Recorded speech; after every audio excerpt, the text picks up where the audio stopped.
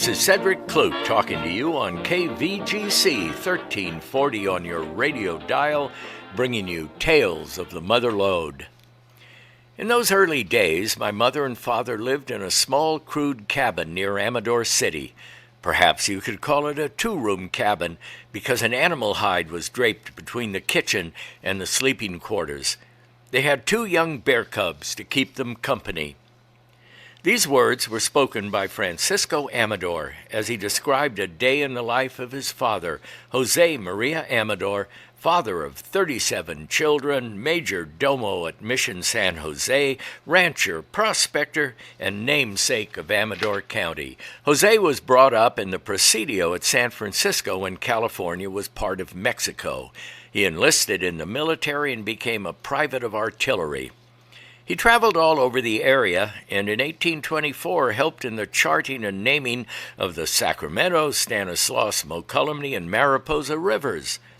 About 1830, Amador became the first non-Indian settler in the modern-day Amador-Livermore Valley, and in 1835, by virtue of his service to the territory, Mexican Governor Figueroa granted him 4 square leagues of land adjacent to his home. That's about the size of Amador County. Adding to the color of Amador's story was his participation in the 1848 gold rush. With a few friends and some trusted Indians, Amador headed into the area of the southern mines. He found lots of gold in a very short time, and although he lived less than a year near his strike, he became well known and liked by his neighbors. So well liked, in fact, that a permanent settlement in the area was named Amador City. And so Jose Maria Amador headed back to his 4 square leagues of land, a rich man.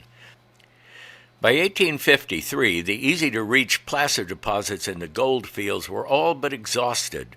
No longer could a miner with his washpan and mule expect to make his fortune digging gold.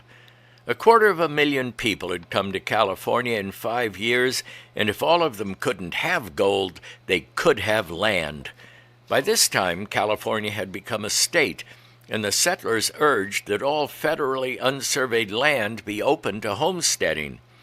To everyone's amazement, however, it appeared that most of the state was owned by Spanish Californians via Mexican title. The Americans said, well, so what? And they squatted on the land. Then new federal laws were imposed that required all Mexican property owners prove title in U.S. courts. And guess where that got the Mexicans? Many times over, this question of ownership was battled in court until the rancheros had sold by piece and parcel all the land they owned, trying to prove that very ownership. This happened to Jose Amador. He lost his 4 leagues of land by trying to prove that he legally owned them. As happens today, the monies went to the courts and the lawyers. He lived in the area of his Rancho San Ramon for a while, and in 1864 moved to Watsonville. Amador married 3 times, fathered 37 children, including 3 sets of quadruplets.